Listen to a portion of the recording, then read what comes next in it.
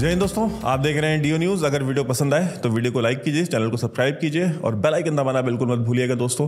और अगर आप हमें सपोर्ट करना चाहते हैं तो details pin comment description box और स्क्रीन पे भी फ्लैश करेगी। आप हमें सपोर्ट जरूर करें। ये चैनल आपके ही सपोर्ट से चलता है, आपके सपोर्ट के बिना ये चैनल नहीं सर्वाइव कर सकता।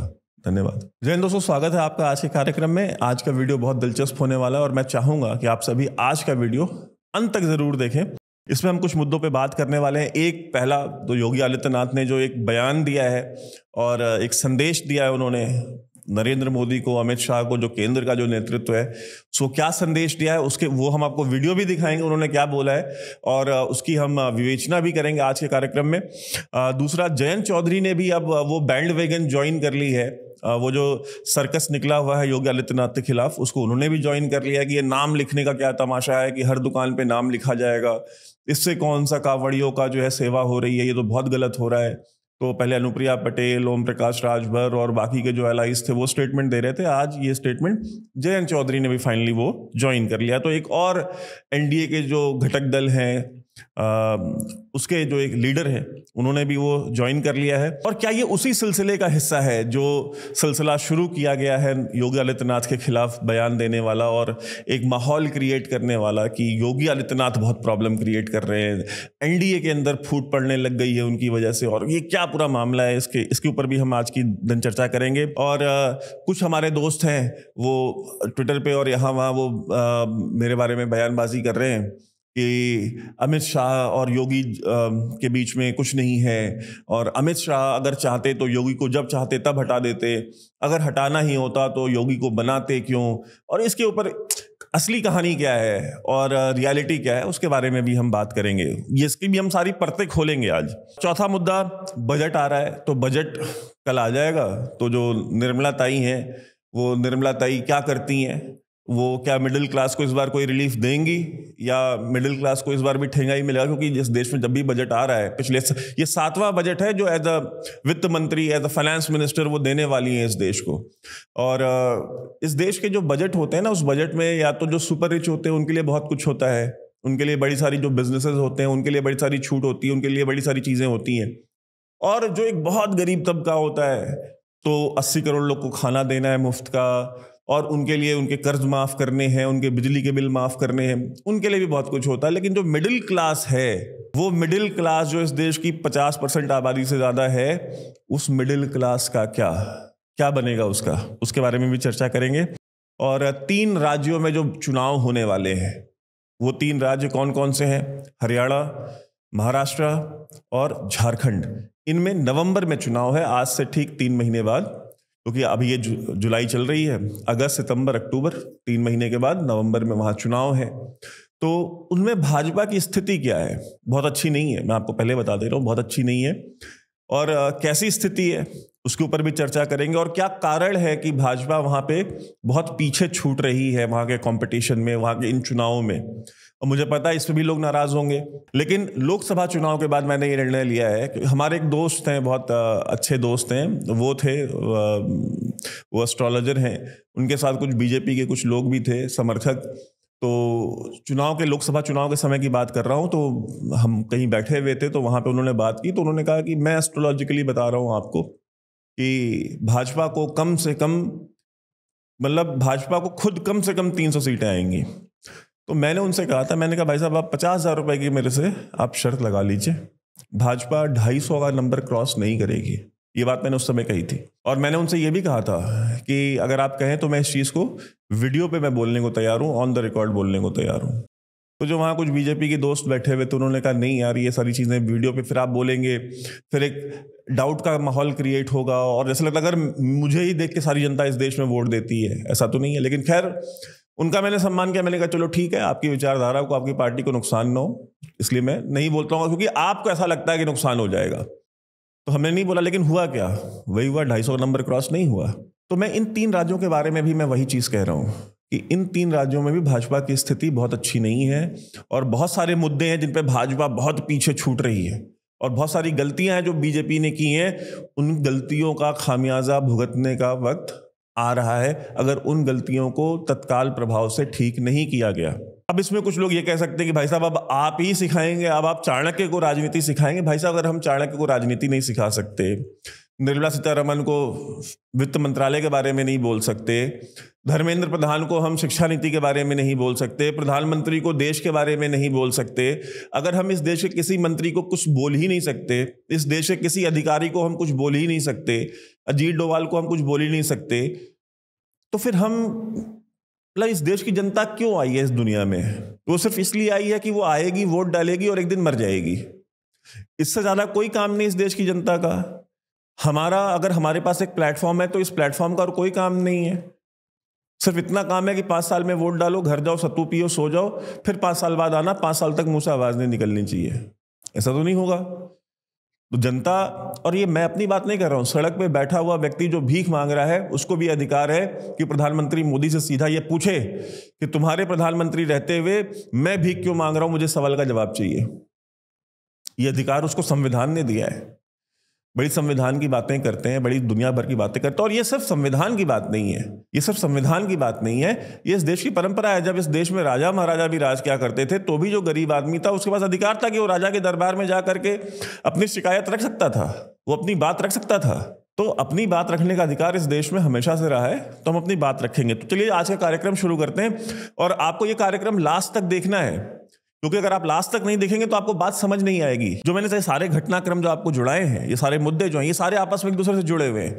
कैसे जुड़े हुए हैं और इनमें और क्या क्या मुद्दे हैं, इनकी अंदर की परतें क्या है, हम उनके बारे में भी चर्चा करेंगे। पहली चीज, योगी आदित्यनाथ जी ने, क्योंकि आपको पता है कि वो टारगेटिंग तो चल रही है, माहौल तो बनाया जा रहा है, और उनके निर्णय को लेकर के उनके ऊपर दबाव भी बनाया जा रहा है, उनके सहयोगियों का सहारा लेकर के कि भाई देखिए हमारे गठबंधन वाले जो है वो मान नहीं रहे, तो आप कृपया इस निर्णय को बदलें। हो क्या रहा है? हो ये रहा है कि योगी आदित्यनाथ के निर्णय के बाद बाकी के भाजपा के राज्य भी वो निर्णय लेने लग गए हैं। अब उज्जैन में भी ये निर्णय ले लिया गया है कि महाकालेश्वर मंदिर, उज्जैन में भी जितने भी दुकानदार हैं उनको भी अपना नाम लिखना है। हरियाणा में भी ये निर्णय ले लिया गया है। हरियाणा के भी जो सीएम है नायाब सिंह सैनी, उन्होंने भी ये निर्णय ले लिया है। तो बाकी के राज्य भी, और धामी का मैंने आपको बताया था उत्तराखंड में निर्णय लिया जा चुका है। तो हर कोई, जैसे योगी आदित्यनाथ की जो बुलडोजर नीति थी उसको इस देश के अलग अलग मुख्यमंत्रियों ने अपने अपने यहाँ इस्तेमाल किया, और आपने रिजल्ट देखा कि जिन जिन मुख्यमंत्रियों ने उसका इस्तेमाल किया, जैसे शिवराज सिंह चौहान ने मध्य प्रदेश में उसको कॉपी किया, तो उससे नतीजा क्या निकला? उनका वोट शेयर बढ़ा, केंद्र में भी वोट शेयर बढ़ा, और असेंबली इलेक्शंस में भी उनका वोट शेयर बढ़ा। 2/3 मेजॉरिटी ले आए असेंबली इलेक्शन में, जो पिछला असेंबली इलेक्शन हार गए थे कमलनाथ से। तो ये परिवर्तन आया है। उन योगी आदित्यनाथ ने एक वीडियो बयान जारी किया है, अब आप ये वीडियो सुनिए।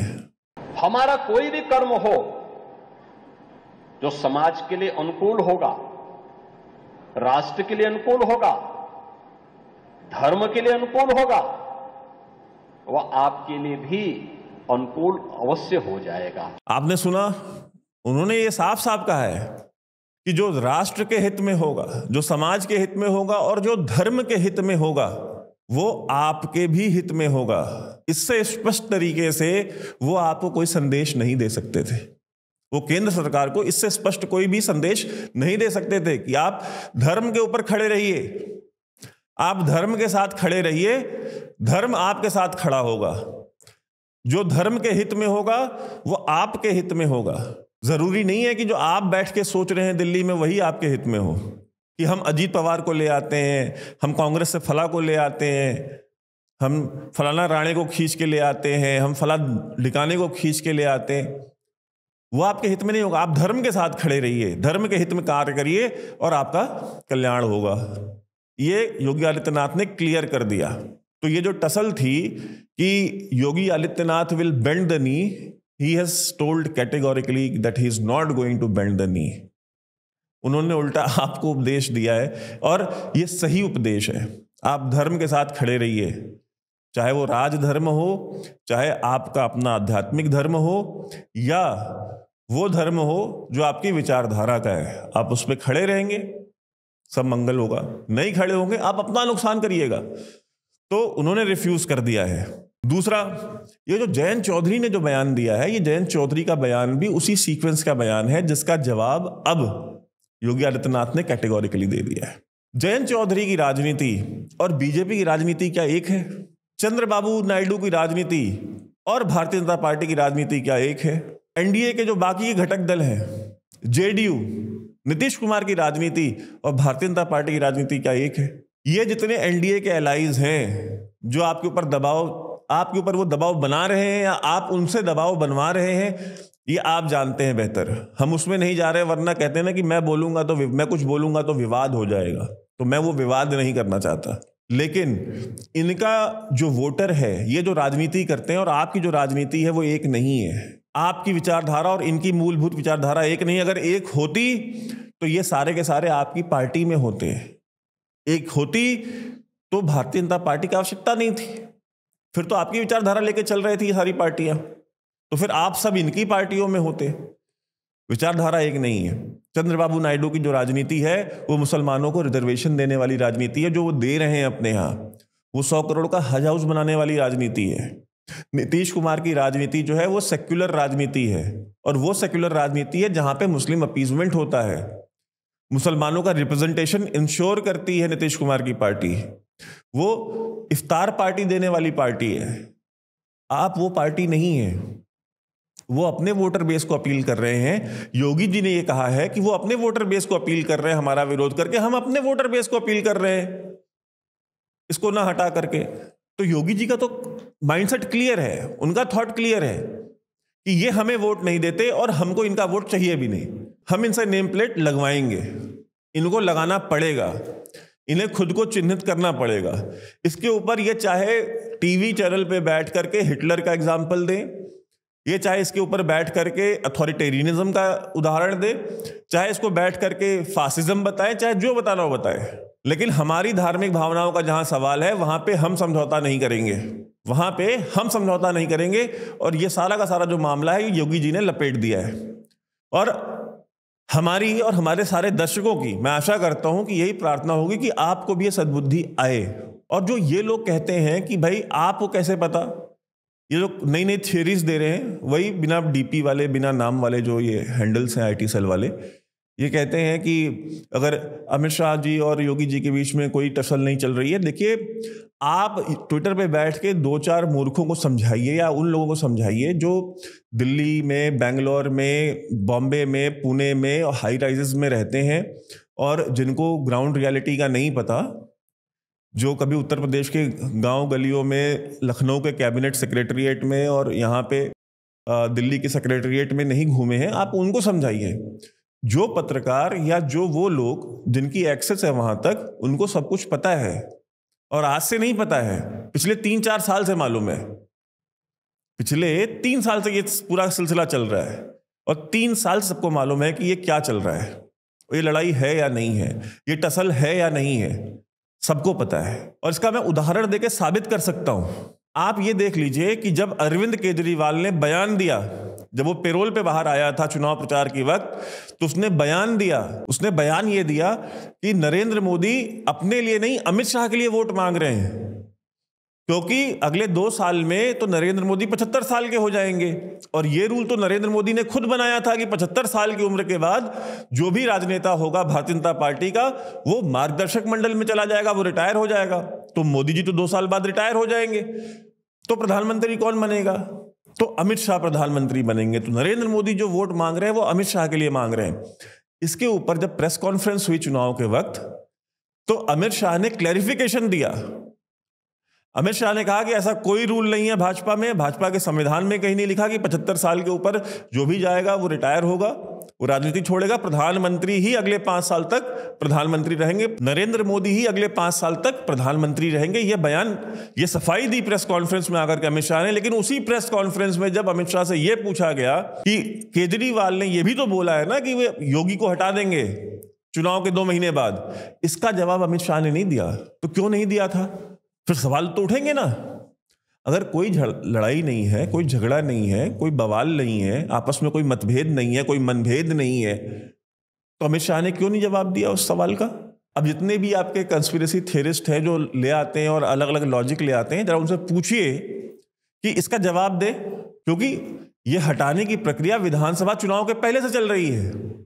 पिछले विधानसभा चुनाव में ही जब ये प्रक्रिया शुरू हुई थी कि योगी को हटाना है, और ये प्रक्रिया कई महीनों तक चली, फिर लास्ट में संघ ने जब हस्तक्षेप किया तो दत्तात्रेय होसाबले दत्तात्रेय होसबले जो कि जनरल सेक्रेटरी हैं संघ के, सह कार्यवाह हैं, जो कि एक तरीके से एग्जीक्यूटिव हेड कह लीजिए आप संघ के।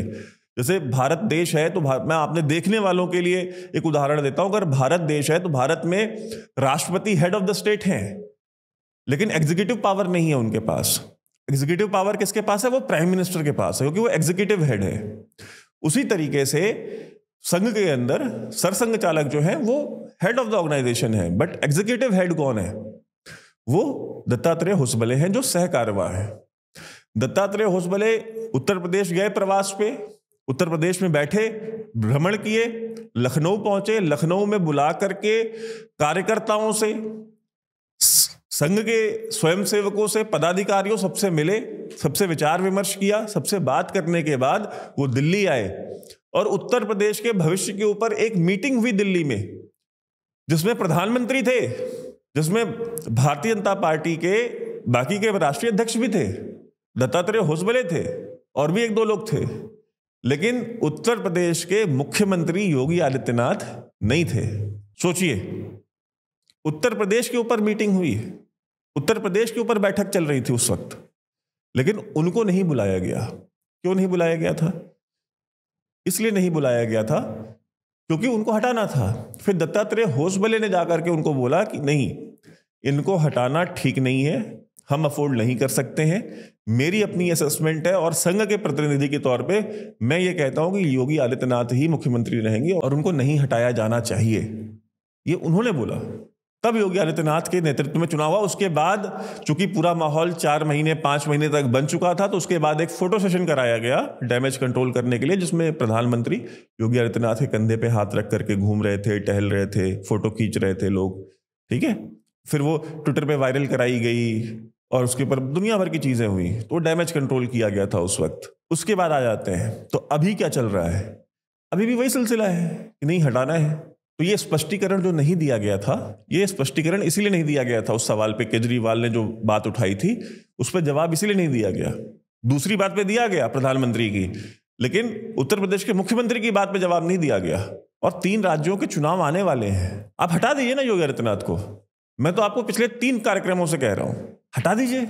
नहीं हटा सकते, आप नहीं हटा सकते, सवाल ही नहीं पैदा होता। जैसा मैंने कहा था, उनको लगाने वाले आप नहीं है तो आप हटा भी नहीं सकते।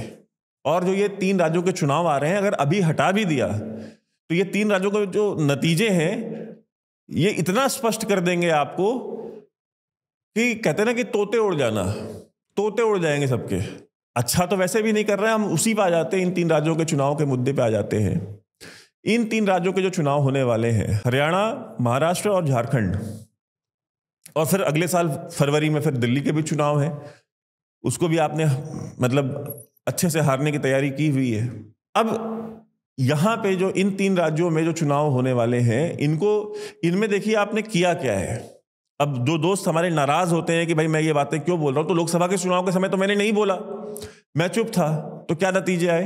मैं बोल रहा हूं तो भी वही आएंगे, मैं नहीं बोलूंगा तो भी वही आएंगे। तो उससे अच्छा है कि हम अपने दर्शकों को सच बता दें कि ये काम कर रहे हैं जिसकी वजह से ये नुकसान होने वाला है इनको। सबसे पहले हरियाणा पे आ जाते हैं। हरियाणा में जो जाट समाज है, जाट समाज को इन्होंने पिछले 10 साल से नाराज कर रखा है। राजनीति क्या है कि जाट वर्सेस अदर्स की राजनीति चलती है हरियाणा में। जो पूरी राजनीति है बीजेपी की, वो क्या है? Jat versus others. चलिए ठीक है, आपको एक राजनीतिक दल के तौर पे अगर आपको जाट वर्सेस अदर्स की अगर आपको राजनीति करनी थी तो आपने की, कोई बात नहीं है। हर पार्टी की अपनी नीति होती है। कांग्रेस की नीति है कि हम मुसलमान प्लस दलित प्लस ओबीसी मिला करके वो राजनीति करते हैं।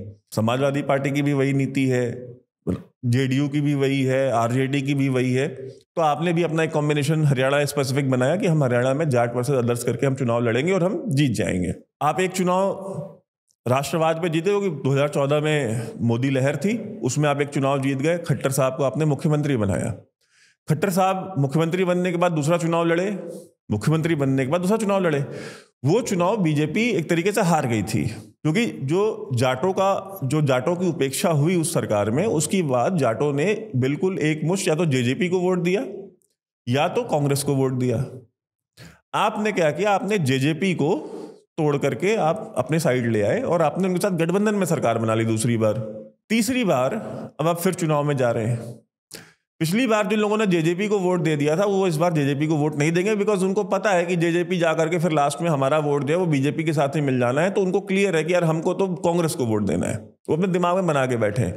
और ऐसा नहीं है कि सिर्फ एक कास्ट के बेसिस पे नाराजगी है, उस नाराजगी का एक पहलू ये भी है कि जो आप जो स्कीम लेके आए हैं अग्निवीर का भी एक बहुत बड़ा रोल है, और वो सिर्फ जाट समुदाय में नहीं है, फिर वो अक्रॉस द कास्ट है, क्योंकि हरियाणा से सिर्फ जाट नहीं जाते फौज में, हरियाणा से फिर सारी जातियों के लड़के जाते हैं फौज में। हरियाणा से फिर जो सैनी हैं वो भी जाएंगे, जो राजपूत हैं वो भी जाएंगे, जो ब्राह्मण हैं वो भी जाते हैं, जो बाकी जातियां हैं वो भी जाती हैं। हरियाणा में सारी जातियां जाती हैं फौज में। आप ये कह सकते हैं कि जाटों का प्रपोर्शन ज्यादा होगा थोड़ा सा, बट थोड़ा कि बाकी नहीं जा रहे हैं। तो आपने ये अग्निवीर स्कीम के चलते आपने वो बहुत बड़ा वोटर बेस जो है उसको आपने डिस्टर्ब कर दिया है। तो वो तो एक वोट वैसे भी नहीं पड़ना, नहीं मिलेगा वो वोट जाएगा दूसरी तरफ। अगर आपको उसको डैमेज कंट्रोल करना है तो आप या तो अग्निवीर को रोल बैक कीजिए, क्योंकि जब आप अग्निवीर को डिफेंड करते हैं, आप ये कहते हैं कि भाई 1 लाख करोड़ हमारी फौज का बजट है और 1,10,000 करोड़ हमारी रिटायर्ड जो सोल्जर्स हैं उनके पेंशन का और उनकी जो सर्विसेज है उनका बजट है।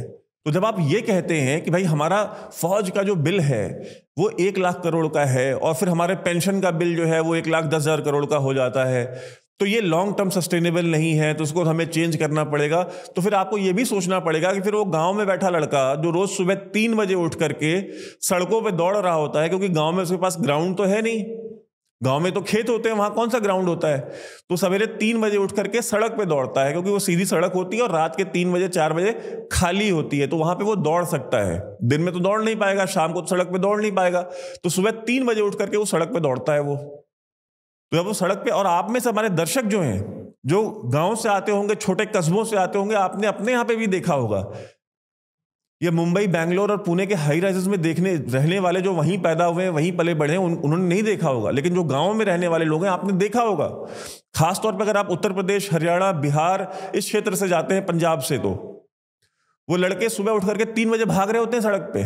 तो फिर वो पलट करके ये पूछेंगे कि अगर आपको 1 लाख करोड़ रुपया फौज का इतना भारी पड़ रहा है कि आप ये स्कीम लेके आए हैं और आपको 16 लाख करोड़ रुपया आप एक झटके में जो है आप साइन करके जो है वेव ऑफ कर देते हैं या माफ कर देते हैं इन बड़े उद्योगपतियों का, जिनको अपोजिशन वाले अंबानी, अडानी और पता नहीं क्या क्या बोलते हैं, तो वो उससे करेक्ट करेंगे ऑपोजिशन की उस बात से।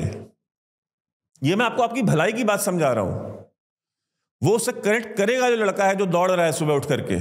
यार राहुल गांधी तो सही कह रहा है ना, राहुल गांधी तो कह रहा है कि मैं जिस दिन सरकार में आऊंगा उस दिन अग्निपथ हटाऊंगा, उस दिन अग्निवीर की स्कीम खत्म करूंगा। इंडिया अलायंस वाले तो कह रहे हैं, संसद में कह रहे हैं, ऑन द रिकॉर्ड बोल रहे हैं कि भाई जिस दिन हम आएंगे हम उसी दिन स्क्रैप करेंगे इस नीति को। तो वो क्यों नहीं वोट देगा उनको? उसके भविष्य का सवाल है। उसको 15 साल की नौकरी मिलेगी, उसको पेंशन मिलेगी, उसको कैंटीन का कार्ड मिलेगा, उसको शहीद का दर्जा मिलेगा, उसको दुनिया भर की चीजें मिलेंगी। आप कितने भी पीपीटीज दे दीजिए, आप कितने भी जो है ना ये फ्लायर्स और बैनर्स और पोस्टर्स बना करके आप ट्विटर पे, फेसबुक पे डालिए, नहीं फर्क पड़ता है उससे। वो लड़का आपको वोट नहीं देगा, वो लड़का आपको वोट नहीं देगा। हर नौकरी का अपना एक क्रेज होता है, हर नौकरी का अपना एक चार्म होता है, हर नौकरी का। कोई इंश्योरेंस सेक्टर में नौकरी करता है तो कुछ इंश्योरेंस सेक्टर में कुछ ऐसी चीजें होती हैं जिसका उसको चार्म होता है, जो सिर्फ उसको एक्सेसिबल होती हैं, उसको क्लेम कराने में मुश्किल नहीं होती। एक आम इंसान क्लेम लेने जाएगा उसको दिक्कत होगी। अगर वो किसी इंश्योरेंस कंपनी का एम्प्लॉई है तो उसको इस बात का चार्म है, यार मैं इस कंपनी का एम्प्लॉई हूं, कल अगर मेरे घर में, मेरे परिवार में, मेरे रिश्तेदार में कहीं किसी को कुछ हो गया तो मैं 100% क्लेम अपना करा लूंगा। ये उसकी नौकरी का चार्म है। जो रेलवे में नौकरी कर रहे हैं उनको क्या चार्म है कि यार उनको साल की 2 एसी फर्स्ट क्लास की टिकट फ्री मिलती है रेलवे डिपार्टमेंट की तरफ से, उसको उस चीज का चार्म है। पुलिस विभाग में जो उसको उसकी नौकरी में कुछ ना कुछ मिल रहा है जिसका उसको चार्म है। तो इस तरह से दुनिया की, इस देश की जितनी भी नौकरियां हैं, हर नौकरी का अपना कोई चार्म है। जो फौजी है उसको किस चीज का क्रेज है? इस चीज का कि यार जब भी मैं रिटायर होऊंगा, 14 साल 15 साल जब भी नौकरी, जितनी भी नौकरी करूंगा, फिर जब मैं रिटायर होऊंगा, रिटायर होकर अपने घर आऊंगा, अपने गाँव आऊंगा, तो यार मेरे पास एक कैंटीन का कार्ड होगा, महीने की कुछ पेंशन होगी, और मैं उस पेंशन से, और मुझे हेल्थ केयर मिलेगा, मुझे मिलिट्री जो हॉस्पिटल्स हैं वहाँ पे मुझे इलाज मिलेगा। तो अगर कभी मैं बीमार भी पड़ा तो मैं मिलिट्री हॉस्पिटल में जाऊँगा, अच्छे डॉक्टर होंगे, मेरा अच्छा इलाज होगा, और वहाँ पे मेरी जो दवा है वो भी मुझे सब्सिडाइज रेट पे मिलेगी, टैक्स फ्री रेट पे मिलेगी। और जो कैंटीन में सामान मिलता है वो फ्री में नहीं मिलता, बस उस पर गवर्नमेंट का टैक्स नहीं होता, उसमें कोई सब्सिडी भी नहीं होती, सरकार अपनी जेब से रुपए नहीं डालती उस कैंटीन में। बस ये होता है जो सरकार टैक्स लेती है, अगर वो 10 रुपए का साबुन पे अगर 2 रुपए टैक्स मार्केट में है, तो वहां पे वो 2 रुपए का टैक्स नहीं लगेगा, वो 8 रुपए में मिल जाएगा उसको। तो सरकार अपनी जेब से कुछ नहीं डाल रही है, वो पैसे दे करके ही ले रहा है, लेकिन 2 रुपए सस्ता ले रही है। उसका क्रेज है कि मुझे बाकी लोगों से 2 रुपए सस्ता सामान मिल जाता है, आप उससे वो भी ले लेंगे, आप कैंटीन की फैसिलिटी भी नहीं देंगे आप उसको, तो वो क्यों वोट देगा आपको? आप डिसाइड कर लीजिए। और वो पलट के आपको जवाब देगा कि यार आप 16 लाख करोड़ माफ कर सकते हो एक झटके में, और आपको 1 लाख करोड़ रुपए आपको महंगा लग रहा है, नहीं समझा पाओगे। और आप, दिक्कत भी है, आप उससे संवाद कर भी नहीं रहे हो, आप उससे बात कर भी नहीं रहे हो, आपके कार्यकर्ता उससे अप्रोच कर ही नहीं रहे, आपके मंत्री विधायक जो है, क्योंकि पावर को बिल्कुल सेंट्रलाइज कर लिया है। जैसे आज की जो बीजेपी है वो पूर्व की कांग्रेस बन चुकी है। किस इतना सेंट्रलाइज कर लो पावर, सब कुछ खींच के दिल्ली में इतना रख लो कि जो ग्राउंड लेवल पे है, ग्राउंड लेवल पे कोई लीडरशिप हो ही ना। ग्राउंड लेवल पे ऐसे ऐसे लोगों को मुख्यमंत्री बनाओ जाकर के जिनको कोई जानता ही ना हो। तो जब ग्राउंड लेवल पे, स्टेट के लेवल पे जब कोई लीडरशिप होगी नहीं पॉपुलर, जिसका कोई पॉपुलर पब्लिक डिमांड नहीं होगी, पॉपुलर पब्लिक अपील नहीं होगी, तो हम सेंटर से बैठ के हर एक चीज कंट्रोल कर सकते हैं। यही सेम एटीट्यूड कांग्रेस पार्टी का था। उनकी गति क्या हुई आप देखिए, लोकल लीडरशिप सारी किल कर दी। आज उत्तर प्रदेश में उनके पास नेता नहीं है। आप देख लीजिए कांग्रेस कहां कहां कमजोर है, जहां उन्होंने लोकल लीडरशिप किल की, और कांग्रेस कहां कहां ठीक है, जहां पे लोकल लीडरशिप जो थी वो इतनी स्ट्रांग थी कि उसने रजिस्ट किया। आप देख लीजिए डीके शिव कुमार कर्नाटका में है, वो हरा रहे बीजेपी को चुनाव, लेकिन वो राज्य जहां पे लोकल लीडरशिप को इन्होंने किल कर दिया, वो राज्य खत्म हो गए, कांग्रेस के हाथ से निकल चुके हैं वो। आप भी वही काम कर रहे हैं। आपको स्ट्रांग लीडर चाहिए नहीं स्टेट में, क्योंकि आपको पावर को सेंट्रलाइज करना है। हमको यस मैन चाहिए, जिसको हम जो बोले, जब बोले, जैसे बोले, वो तब वैसे कर दे। और अगर स्ट्रांग लीडर होगा योगी टाइप का, फिर वो रजिस्ट करेगा, वो कहेगा नहीं सुनने की आदत तो नहीं है, सुनने की आदत सिर्फ हाँ है। तो इन परिस्थितियों के लिए आपको तैयार रहना चाहिए था, और आप तैयार रहिए। ये हो गई बात हरियाणा की। अब आ जाते हैं महाराष्ट्र के ऊपर। महाराष्ट्र में 2 क्षेत्रीय पार्टियां थी, शिवसेना और एनसीपी। मराठवाड़ा रीजन में एनसीपी स्ट्रांग थी, बाकी रीजन में आप शिवसेना को आप स्ट्रांग मान लीजिए। दोनों पार्टियां तोड़ दी गई। अब ये वो बात है जिसके ऊपर बहुत सारे लोगों को बहुत सारी चीजें बुरी लगेंगी, लेकिन ये सत्य है। 2 क्षेत्रीय पार्टियां शिवसेना और एनसीपी, इन दोनों पार्टियों को तोड़ा गया। शिवसेना का तो सिंबल, पार्टी सिंबल, और शिवसेना, आप उद्धव ठाकरे से, दुनिया भर से, आप, मुझे 1 पैसा नहीं पसंद वो आदमी, लेकिन फिर भी मैं बोल रहा हूं, मेरी और आपकी नापसंद की बात नहीं है। राजनीति मेरी और आपकी पसंद नापसंद पे नहीं चलती है। आपने उस व्यक्ति की पार्टी तोड़ी, उससे उसकी पार्टी ले ली, उसके पार्टी का सिंबल ले लिया। अब जो एक आम मराठी मानुष है, मैं सबकी बात नहीं कर रहा हूं, बट ग्रामीण महाराष्ट्र में, बाकी इलाकों में जो एक आम मराठी मानुष है, उसका एक बहुत बड़ा तबका, मैं फिर कह रहा हूं 100% की बात नहीं कर रहा हूं, लेकिन बहुत बड़ा तबका है जो इस बात से नाराज है कि ये 2 गुजरात से लोग आए, इन 2 गुजरातियों ने बाला साहब के बेटे से उसकी पार्टी ले ली, बाला साहब के बेटे से उसकी पार्टी का सिंबल ले लिया, बाला साहब के बेटे के साथ इतना गलत किया, ये बहुत गलत हुआ, ये नहीं होना चाहिए था। ये उसके दिमाग में ये चीज बैठी है। और मैं आपको बता दूं, ये बात भी लोगों को बुरी लगेगी, लेकिन ये वास्तविकता है कि जैसे कभी बॉम्बे के अंदर, मुंबई के अंदर anti south Indian sentiment create किया गया था, हुआ था, जिसको बाला साहब ठाकरे ने बनाया, और उसके ऊपर उनकी राजनीति उन्होंने बनाई, चलाई, बढ़ाई, उसका पूरा प्रसार और विस्तार किया। वो एक एंटी साउथ इंडियन पॉलिटिक्स उन्होंने, एंटी शट्टी पॉलिटिक्स उन्होंने की। वही तो बाला साहब के उद्भव का कारण था ना। उसी टाइप से अब महाराष्ट्र में एक एंटी गुजराती सेंटिमेंट क्रिएट हो गया है कि 2 गुजराती आए, उन्होंने बाला साहब का परिवार तोड़ दिया, उसकी पार्टी तोड़ दी। मराठवाड़ा रीजन में यही सेम सेंटिमेंट क्रिएट किया गया, क्योंकि पवार साहब की जो परिवार तोड़ दिया गया, पवार साहब की पार्टी तोड़ दी, पवार साहब का ऐसा कर दिया, ये 2 गुजराती आए, इन्होंने ऐसा कर दिया। अब आपको अच्छा लगे, मुझे अच्छा लगे, आपको बुरा लगे, मुझे बुरा लगे, कोई फर्क नहीं पड़ता है। ये सेंटिमेंट वहां पे है और बहुत स्ट्रांग है। तो जब इलेक्शन होगा तो इलेक्शन में इसका नतीजा भी आएगा। लोग देख रहे हैं, और जो कोर वोटर है अपना बीजेपी का, जो आइडियोलॉजिकल वोटर है, वो जब देखता है कि यार बीजेपी का कैंडिडेट कौन है, अरे तो अजीत पवार की पार्टी का कैंडिडेट है। क्यों? क्योंकि बीजेपी ने ये सीट अजीत पवार को दे दी। अब वो जो हिंदुत्ववादी वोटर है, जो प्रोग्रेसिव वोटर है, वो कैसे वो वोट डालेगा अजीत पवार के टिकट पे? जरा आप मुझे बताइए, अजीत पवार के कैंडिडेट को कैसे वोट डालेगा वो? आप मुझे बताइए कि फिर वो छगन भुजबल के नाम पे कैसे वोट डालेगा? वो भी तो अजीत पवार की, छगन भुजबल उद्धव ठाकरे के भी गवर्नमेंट में मिनिस्टर थे, इस गवर्नमेंट में भी मिनिस्टर है शिंदे के। मराठा रिजर्वेशन का एक बवाल चल रहा है, उसके ऊपर छगन भुजबल ने जो बयान दिया वो आप सबको पता है, जो महाराष्ट्र से लोग देख रहे हैं उनको पता होगा। उन्होंने कैटेगोरिकली कहा कि बिल्कुल नहीं हो सकता, हमारा कोटा में से लेकर के आरक्षण देंगे तो बिल्कुल ठीक नहीं होगा। तो मराठा रिजर्वेशन का भी मुद्दा है, उसको भी मिस हैंडल किया वहां सरकार ने। उसको जिस तरह से हैंडल करना चाहिए था उस तरह से नहीं किया गया। पहले आप इशू को इशू मानते नहीं हैं, पहले प्रॉब्लम को प्रॉब्लम आप एक्सेप्ट नहीं करते। अगर कोई आपको बताता है कि ये प्रॉब्लम है तो वो गद्दार हो जाता है, वो धोखेबाज हो जाता है, वो कांग्रेस का एजेंट हो जाता है। और जब उससे आप डस लिए जाते हैं, वो प्रॉब्लम आपको नुकसान पहुंचा देती है, तब तक देर बहुत हो चुकी होती है। तो ये जो डमरू, जो मैं ऐसे लोगों को डमरू कहता हूं, ये जो डमरुओं का झुंड जो इर्द गिर्द क्रिएट किया हुआ है, जो आपकी हर चीज को मास्टर स्ट्रोक बताते हैं और हर चीज को बताते हैं कि never under estimate a tiger, never under estimate Chanakya, सब डायलॉग बाजी पुरानी हो गई है, सब फर्जीवाड़ा है। चाणक्य नीति 2024 में कहां गई है?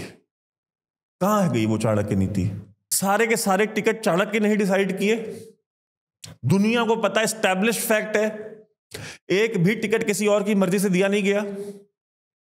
एक एक सीट चाणक्य ने फाइनल की, उसके बाद ही रिजल्ट आया है। तो फिर चाणक्य नीति काहे बात की, जरा मैं समझाएं। किसी भी राज्य में हो, सब कुछ चाणक्य ने फाइनल किया ना, फिर क्या हुआ? चाणक्य ही चुनाव प्रचार कर रहे हैं महाराष्ट्र में। अभी कल महाराष्ट्र में थे, कह रहे थे कि ये औरंगजेब गिरोह है, जो उद्धव ठाकरे, मतलब जो शिवसेना, उद्धव ठाकरे की जो शिवसेना है और कांग्रेस पार्टी और शरद पवार, ये औरंगजेब गिरोह है। हम देखते हैं वो चाणक्य नीति काम करेगी ना महाराष्ट्र में, देखते हैं। हम चाणक्य नीति हरियाणा में भी देखेंगे। हरियाणा में तो बिल्कुल कहते हैं ना, बिल्कुल हाथ धो के पड़ेंगे कि हरियाणा ना हार जाए। हरियाणा में हार गए बहुत दिक्कत हो जाएगी, क्योंकि हरियाणा तो बिल्कुल दिल्ली के बगल में है। और फरवरी में फिर दिल्ली में चुनाव है, नवंबर में हरियाणा हार गया तो फरवरी में दिल्ली जीतना मुश्किल हो जाएगा। दिल्ली तो आप वैसे भी नहीं जीतेंगे, क्योंकि इतना बड़ा मास्टर स्ट्रोक चलाया है कि अब हम उसी मास्टर स्ट्रोक को लेकर आ जाते हैं झारखंड के ऊपर। झारखंड में एक सिटिंग चीफ मिनिस्टर को इलेक्शन के टाइम पे आप उठा करके जेल में डाल देते हो। इलेक्शन के टाइम पे आप झारखंड से उसको उठाते हो और आप उसको जेल में डाल देते हो। एक इंसान जो अब इतना अनपॉपुलर हो चुका था, वही काम जो आपने दिल्ली में किया। एक अनपॉपुलर आदमी को उठा करके जैसे ही आप जेल में डालते हो, आप उसको विक्टिम बना देते हो। और आपकी एजेंसियां इतनी पावरफुल हैं, इतनी ताकतवर हैं, इतनी कॉम्पिटेंट है, इतने जबरदस्त लोग आपकी एजेंसियों में हैं कि आज तक एक भी आरोपी को सजा नहीं दिलवा पाए इस देश में पिछले 10 साल में। किसी भी आरोपी को, वो चाहे राजनीतिक भ्रष्टाचारी हो, चाहे वो शर्जील इमाम हो, चाहे वो उमर खालिद हो, चाहे वो कन्हैया कुमार हो। कन्हैया कुमार तो अब नेता बन गए, उनको तो आपने इस देश का पता नहीं कितना बड़ा नेता बना दिया आपने। मतलब सजा किसको दिलवा पाए आज तक? फिर उठा करके सारा ठीक रहा, आपके जो पंटर लोग हैं उठा कर कोर्ट के ऊपर। अरे कोर्ट सारी कॉम्प्रोमाइज है ना वैभव जी, कोर्ट छोड़ देती है ना, क्या करें? अभी वैभव जी मिल जाएंगे तो वैभव जी को रगेत देंगे, कोई फलाना जी मिल जाएंगे उनको रगेत देंगे। इनको नहीं कुछ कर पा रहे हैं। इतनी कॉम्पिटेंट एजेंसीज हैं, इतनी ताकतवर एजेंसीज, इतने काबिल उसमें अधिकारी इनके हैं। क्यों है इतने काबिल? क्योंकि 8-8 साल से, 9-9 साल से, 10-10 साल से एक्सटेंशन पे एक्सटेंशन दिए जा रहे हैं। सनी देओल का डायलॉग था तारीख पे तारीख, तो इनकी तो साहब लोगों की तारीखें खत्म नहीं होती हैं। 10-10 साल से की पद पे बैठे हैं, रिटायरमेंट के बाद 10-10 साल से बैठे हुए हैं। मैं प्रोग्राम कर चुका हूं डीओ न्यूज पे। तो जब आप ऐसे लोगों को, कहते हैं ना, ऐसे घिसे हुए लोगों को जब आप ऊपर बिठाते हैं तो नीचे परिणाम ऐसे ही आते हैं। फिर जैसे आप अपने फेवरेट्स को पिक करके अपने यहां लगाते हैं, उसी तरह वो भी अपने फेवरेट्स को पिक करके अपने नीचे रखते हैं। फिर वो कॉम्पिटेंस नहीं देखते कि कौन कॉम्पिटेंट अधिकारी है, उसको हम कहां लगाएं। नहीं, फिर उनका जो फेवरेट है वो बैठेगा। फिर नतीजे नहीं आते। किसी को आप गिल्टी नहीं करा पा रहे हैं, किसी को आप कन्विक्ट नहीं करा पा रहे हैं किसी भी मुकदमे में। 5-5, 6-6 साल से रखा हुआ, उनको नेल्सन मंडेला बना दिया है। उमर खालिद को, शर्जील इमाम को नेल्सन मंडेला बना दिया है आपने, क्योंकि 7 साल हो गए, 6 साल हो गए, 5 साल हो गए, जेल में पड़े हैं, ना चार्जशीट फाइल हो रही है, ना कोई सजा हो रही है, ना कुछ हो रहा है। एक मुकदमे में छूटते, दूसरे में पकड़ लेते हैं। मतलब बिल्कुल नेल्सन मंडेला बना करके आप एक दिन इस देश के सामने, दुनिया के सामने उनको वैसे बाहर निकलेंगे 10-12 साल बाद, उनको कहीं मैग्सेसे अवार्ड मिल जाएगा, कहीं नोबेल पीस प्राइज मिल जाएगा, कहीं कुछ प्राइज मिल जाएगा, फिर उसका आप छू भी नहीं सकते। फिर वो बैठ के डंके की चोट पे जो है वो चलाएंगे अपना, फिर वो तो दुनिया को ज्ञान देंगे, फिर वो बनाएंगे फिर नैरेटिव भारत के खिलाफ। फिर आप कहेंगे देखिए जी अमेरिका साजिश कर रहा है हमारे खिलाफ, देखिए जी इंग्लैंड हमारे खिलाफ साजिश कर रहा है। उनको साजिश करने के लिए पेट्रोल, डीजल, बम, मोलोटोव कॉकटेल कौन प्रोवाइड कर रहा है? आप खुद अपने हाथ से प्रोवाइड कर रहे हैं उनको, इन्हीं हरकतों के चलते। और जब कुछ नहीं बन रहा है, जब कहीं और कुछ डैमेज नहीं कर पा रहे हैं, तो योगी को हटाने का शुरू हो गया।